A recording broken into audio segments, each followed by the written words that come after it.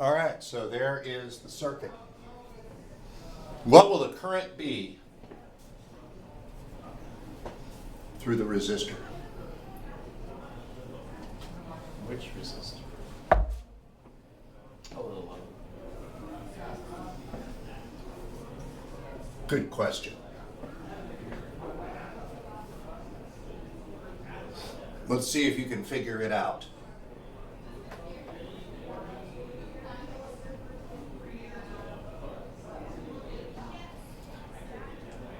Can someone close that door, please? Thank you.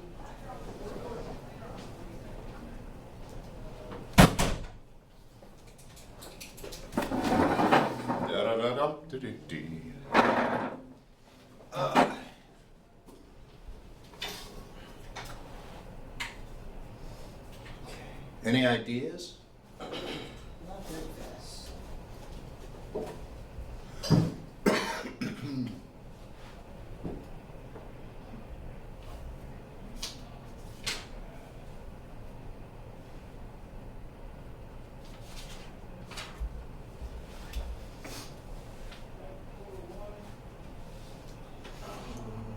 Anybody tell me how to start? Subtract 3.3 volts from 5 volts.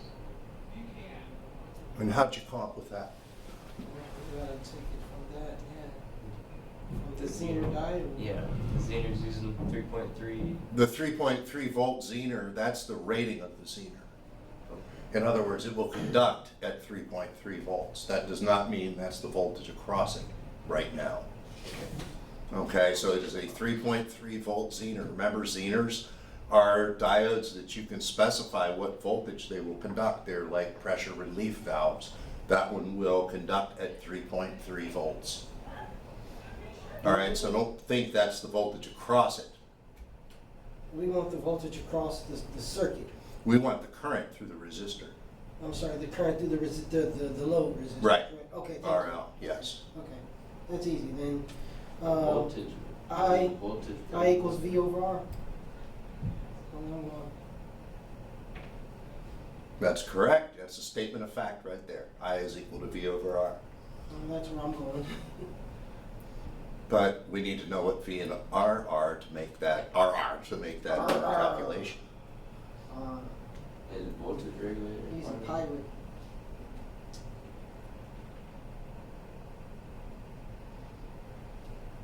So is that 50 50 bananas, millivolts?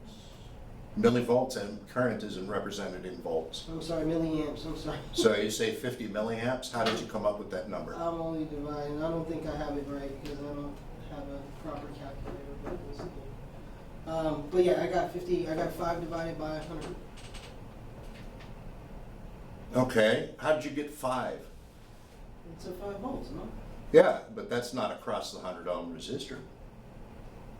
There's not. There can't be 5 volts across the 100 ohm resistor. Otherwise, there's nothing across the 1K at the top. Yeah, that's actually I to work. So it's a good 5. You gotta do the work. Got to analyze the circuit. Do the work. Okay. So.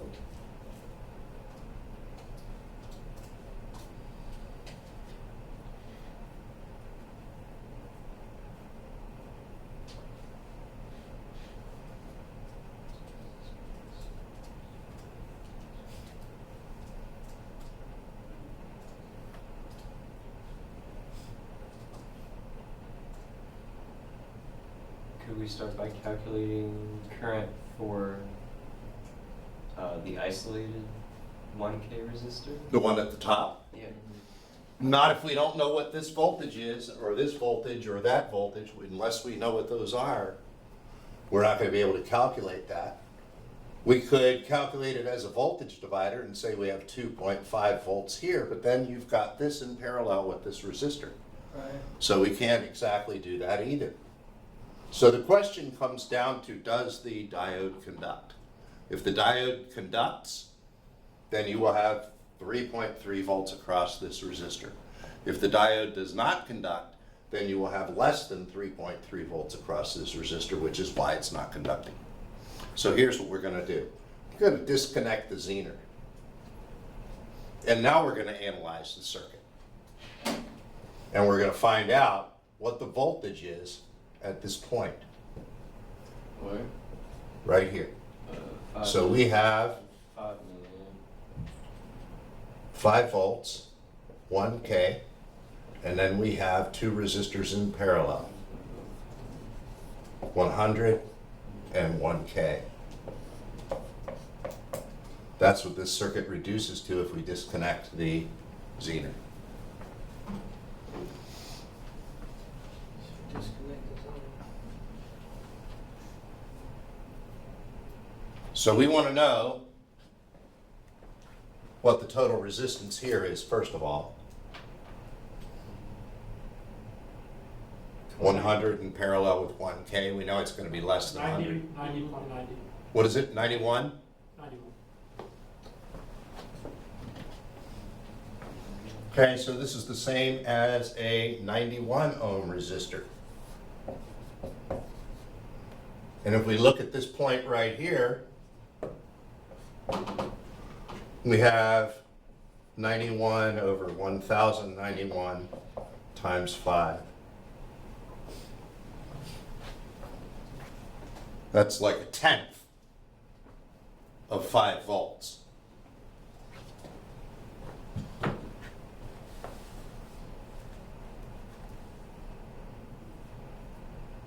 I'm going to say 0.4 volts-ish. Maybe somebody else can calculate 91 over 1091 times 5. 0.42. Okay, so it's pretty close.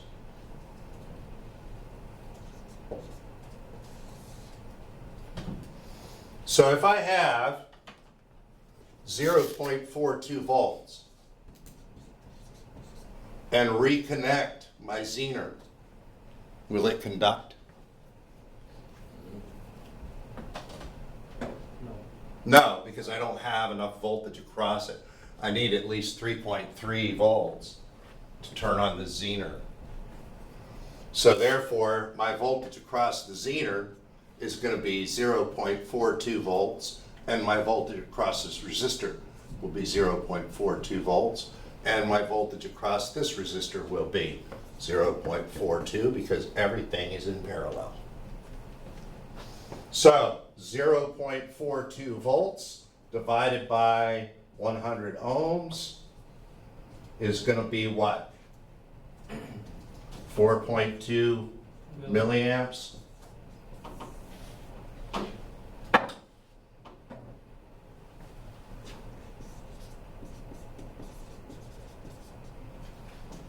There's your current through the 100 ohms.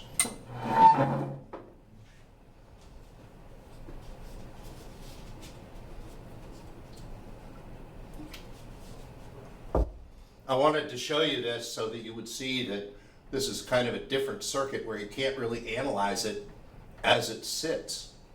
You have to kind of mentally disconnect that zener and find out if there's the requisite voltage across it or not to determine if it conducts.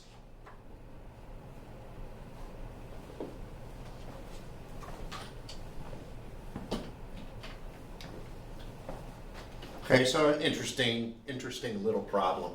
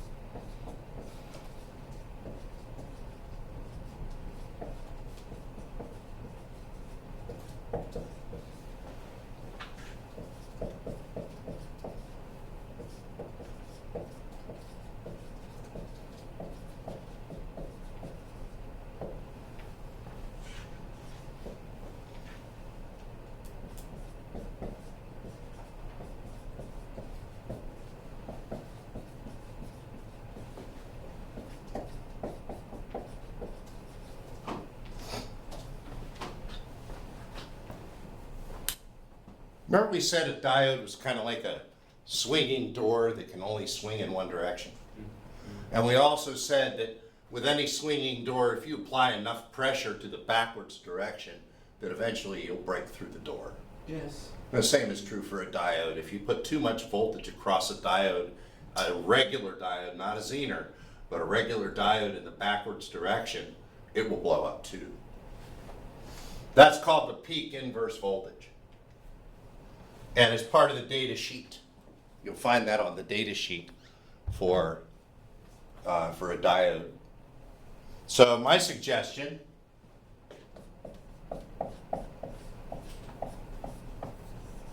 go on the internet, look up the 1N4001, find a data sheet for it, and look up some of this stuff.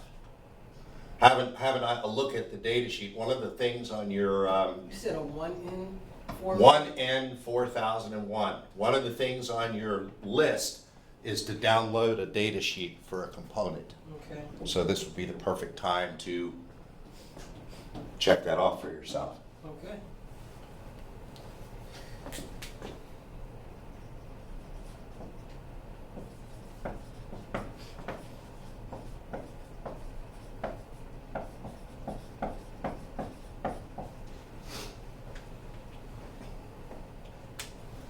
Maximum forward current. How much current can the diode conduct? For a Zener, it's going to be maximum reverse current as well.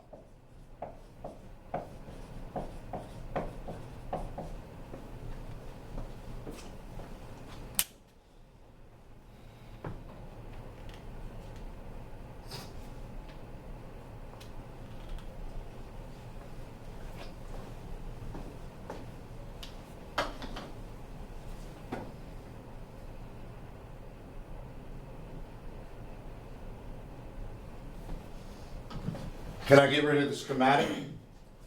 Yes.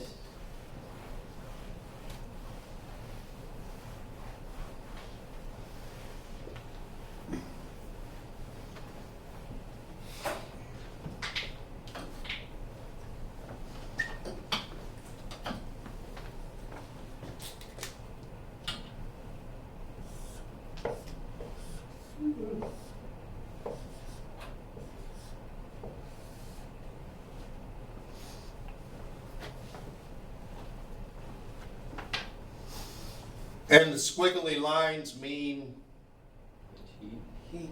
nope, not in this case. Sometimes they're not squiggly lines, sometimes they use arrows. Light. LED.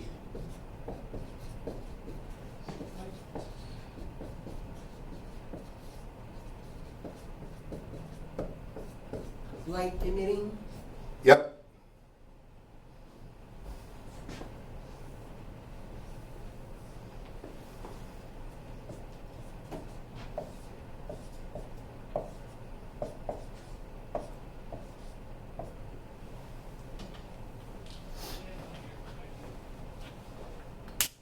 Roy G. Biv is what? Light spectrum. Our light spectrum of visible light. I think they changed it. I think they got rid of the indigo. You know why that was there? Indigo. Yeah. Because blue and indigo are the same damn color. Mm. So why do they have indigo on there?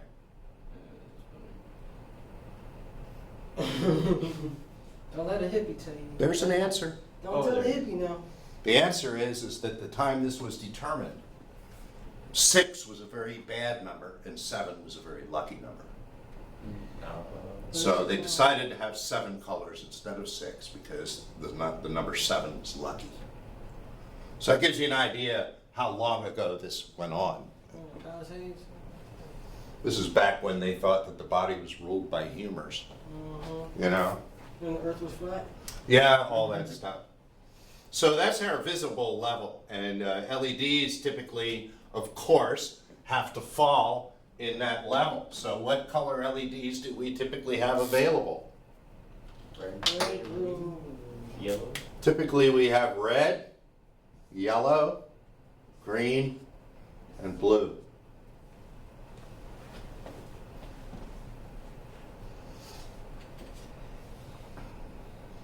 Right, which is interesting because it seems to center around the middle of our visual range, which makes sense because LEDs are going to be brighter. But it's more difficult to make blue than it is to make red. Red is very easy to make. Red tends to be used less power. It's the most common LED color, I believe, at this point. And then you also have another one down here, IR LEDs. IR-LEDs. Infrared LEDs. Oh. That's what they call it. Infrared LEDs are the ones that are used for things like remote controls. A lot of manufacturers of infrared LEDs will make them look like this.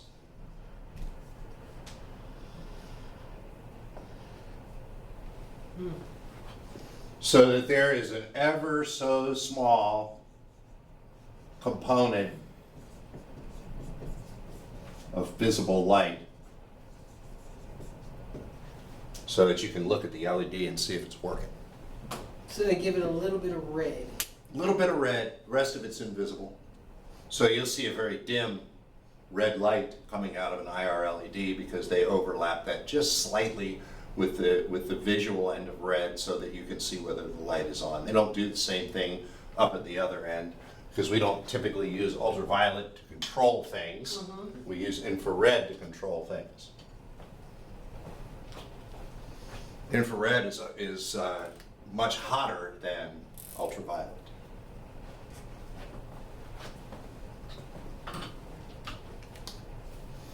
Okay, so we have those, and now we now have the ability now to use these three: red, green, and blue.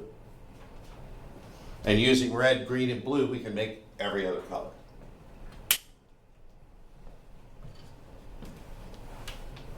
You can.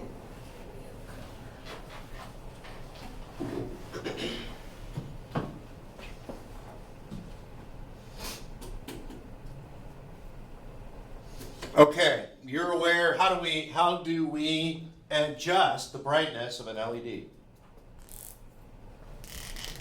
Supplying more current. Indirectly, yes. Have you not covered that in your Arduino class yet? How do we brighten and dim an LED? No. No. Okay, well, let me show that how that works. We cannot use voltage to change the LED. We can't just reduce the voltage because an LED, being a diode, needs 7/10 of a volt to turn on. And for the most part, when it's on, it's on. Okay? So here's what we're going to do. We're going to send the LED 5 volts, and that's going to be maximum brightness. Or we can send it a square wave like this. Half on, half off, and it's 1/2 the brightness. We can send it this.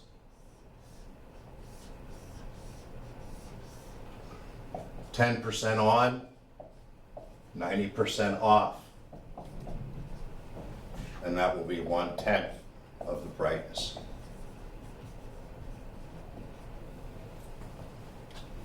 So 10% on, 90% off? Yeah, That's a, what is that? That's not a box wave. Or is that? That's like it's a pulse DC wave. No, and that's like a pulse. Yeah, what is that? It goes from 0 to 5 volts. Yeah, it's just a pulse, because Yeah, narrow little pulse. Little pulse. Right, so if I do this fast enough, your eyes will con you into thinking it's on all the time, right?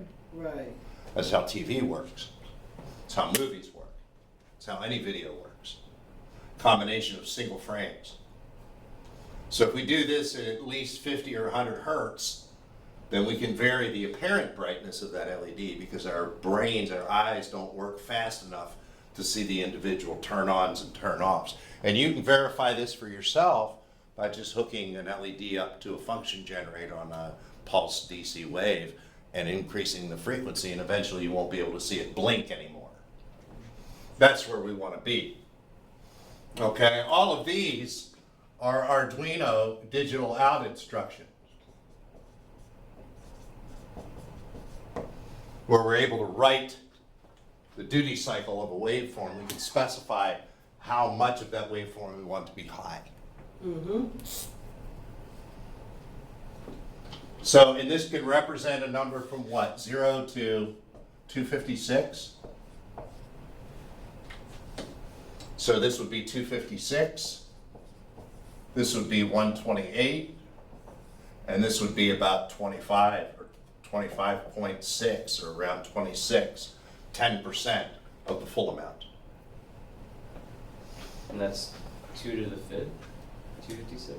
256 is, it's not 2 to the 8th. No. 1, 2, 4, 8, 16, 32, 64, 128, 256.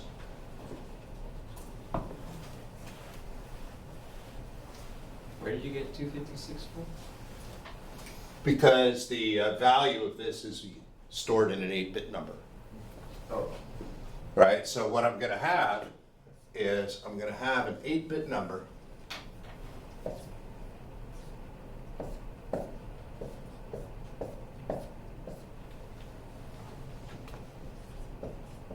Well, 255, all ones. On all, 100% brightness.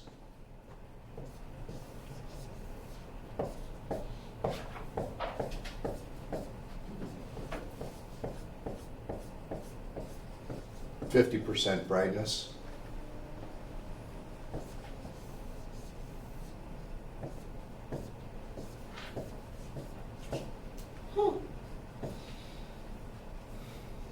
Let's see, 1, 2, 4, and 8. 16 and 8 is 24. That'll get us about close enough. And that'll be roughly 10% brightness.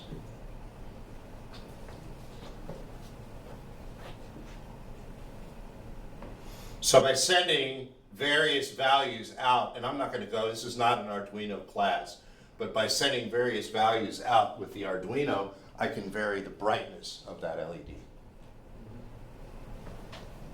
By varying the duty cycle of the power that's sent to it. Okay, if you look at this right here, over time,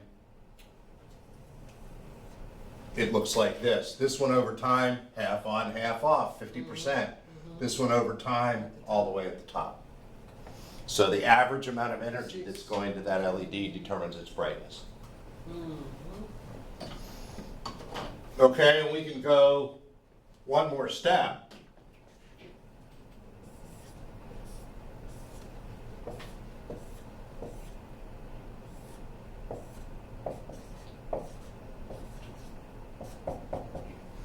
And use a multicolor LED, which is really just 3 LEDs built in one. And then we can assign a value for red, green, and blue. I did that this weekend. And if we set this up like this, it's 100% red, no green, no blue. Yeah. Okay, that means the LED is going to be 100% red. If I make the LED 100% red and 100% green, I think I get orange. And if you do a complete red and blue, you get purple. Right, so you can vary what color you get by varying the digital contents of those 3 registers that you're sending to 3 different color LEDs.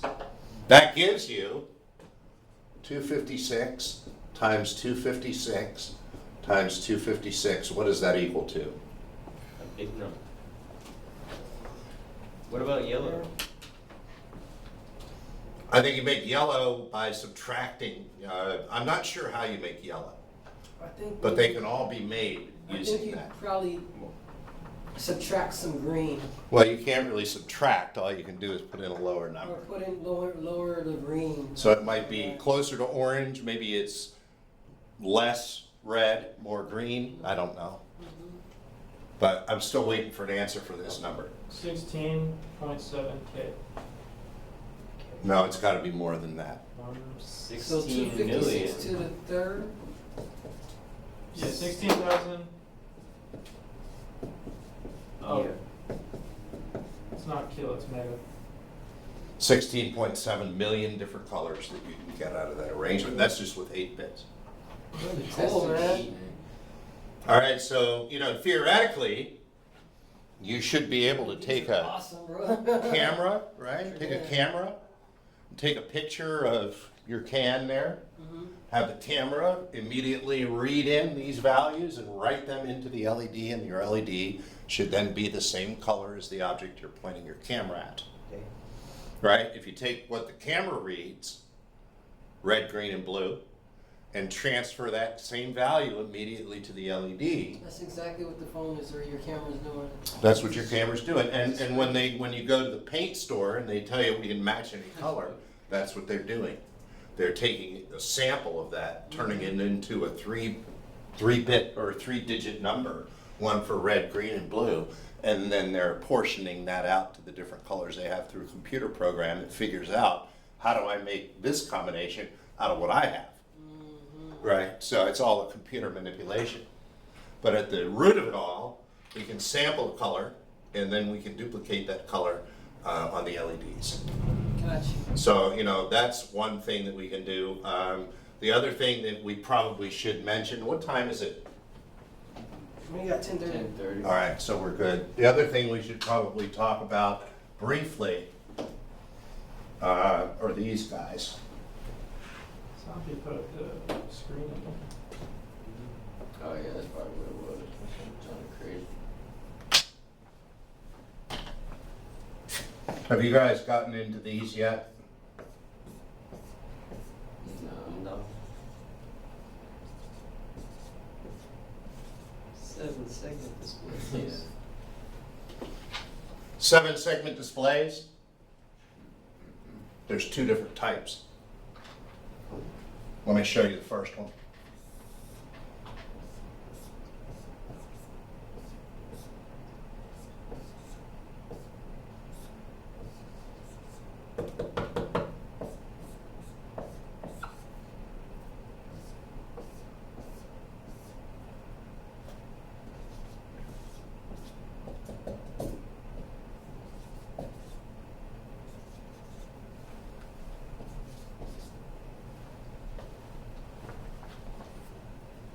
Oh boy.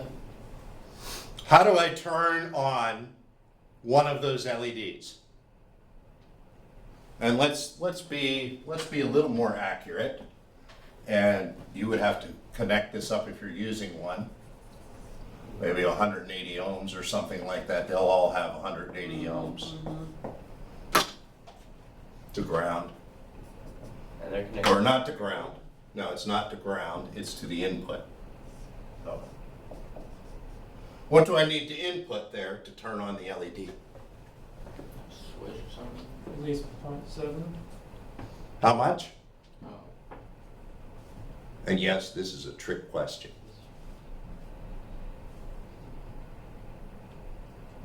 We're looking at how much voltage or how much? How much voltage would I need to put into that LED to light it up? At 180? 5 volts on this side, probably have to have about 7 volts over here. Right? The LEDs are in backwards. So we're gonna fix that right now. I'm gonna do them in black. Do you mind?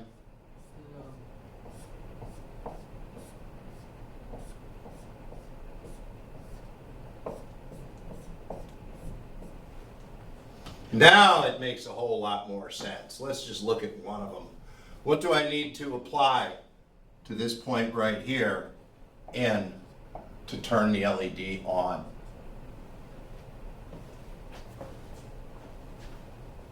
How do I turn the LED on?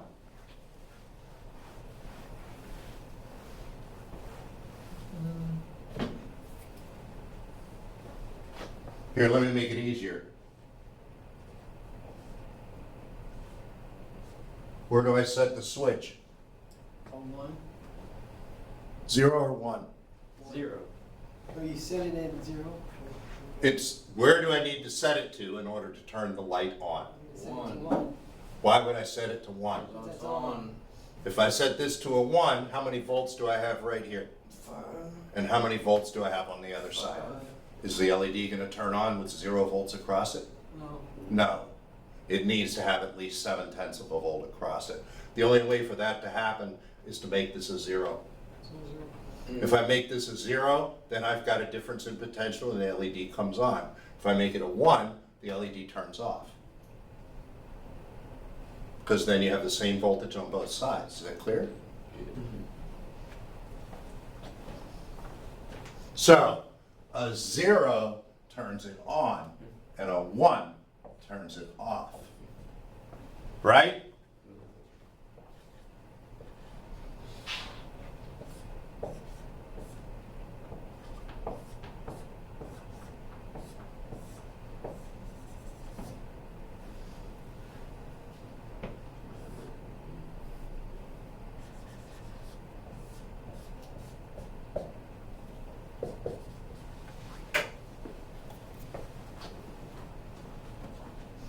How do I turn on the LED?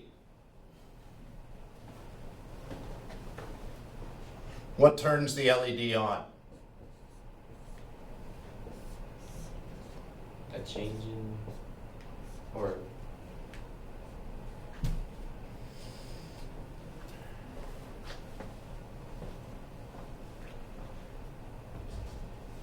I want the LED on. What do I set the switch to? 1. Justify it. Justify. Why do you say 1? It's great that you came up with an answer, but I want to know how you got it. See? 0 is off. 1 is on. Yeah, but 0 here was on, Mm. right? So what's the status Well, there? we also had them going backwards, though, right? Well, all I'm saying is there's no immediate law that says 0 is always off, because clearly this is not the case. Okay. So what do we need on that one to turn on the LED? Do we need the switch set to a 0 or to a 1? Well, it looks like we need to switch it. Well, it's already. It says in. Anybody? What do you think? What's on the bottom side of the LED? What's it connected to? Ground. Ground, doesn't it? right? So if we have 0 volts roughly here,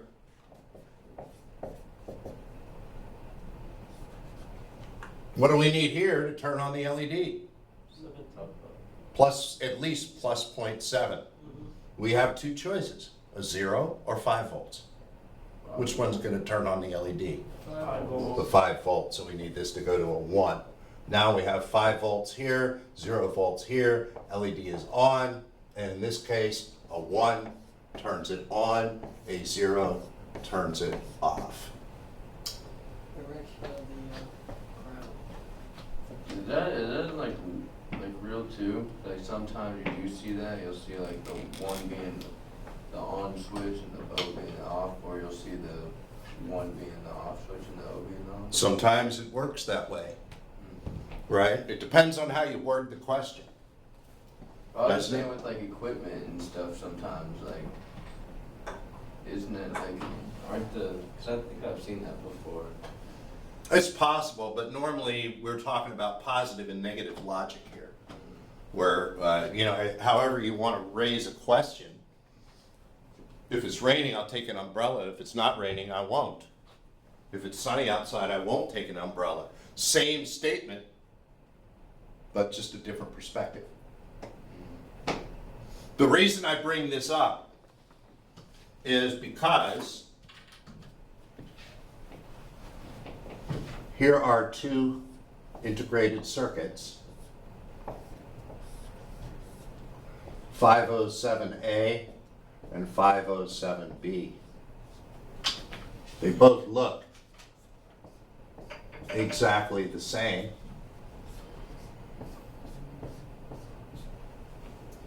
It's like a digital But this one, if you notice, all of the cathodes are all tied together to ground. In this one, all of the anodes are tied together. So the 507A, common cathode, common anode. This one's wired up like that is. This one's wired up the other way. And if you interchange them, you'll get the opposite pattern that you would want to have. So if you wanted to display a 1, which is the two right-hand bars, if you put the wrong display in, you'll get everything else. You get an E. Right? So you'll know when you do that, which, you know, if you have it looking wrong. at scoreboards right here, excuse me. That's kind of what that, yeah. Yeah, so if you run into that problem, you know, LEDs, they only work in one direction. But fortunately, for the most part, their peak inverse voltage is greater than the voltage that's applied, which means that you could just take them out and put them in the right way. Swap out the direction without blowing up the diode.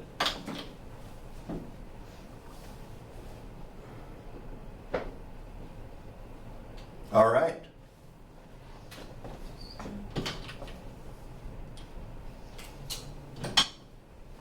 We caught up on a few little pieces. I'm sorry, so we paid attention to the direction of the anode or the cathode, we know where direction it's, I mean.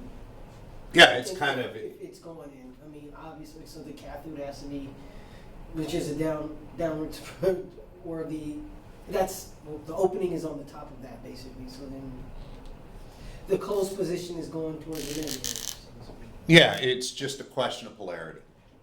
The function is the same, it's just a question of polarity. Why they did it that way, I don't know. Some engineers like to program in negatives, some like to program in positives. Everybody's different. You know, toilet paper around this way or around that way really doesn't matter. But if you're gonna subscribe to one, you have to subscribe to it. I mean, if you're gonna live in a world of, say for example, conventional current flow, then that's going to be the decision that you made. If you're an engineer that wants to design with common anode displays, you're going to do all your designs with the same type of display. It's up to the technician to look at the part number and look at the circuit to figure out what type that the engineer used when they built it. So that comes to looking at the schematic or just looking at the part numbers. All right, so we've caught up on a few little loose ends. Tomorrow, we are going to start into transistors.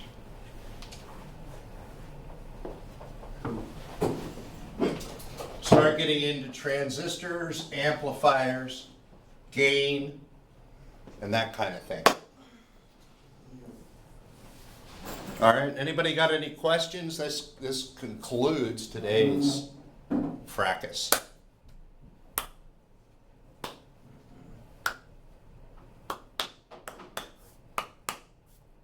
All right, I'm gonna turn the recorder off then.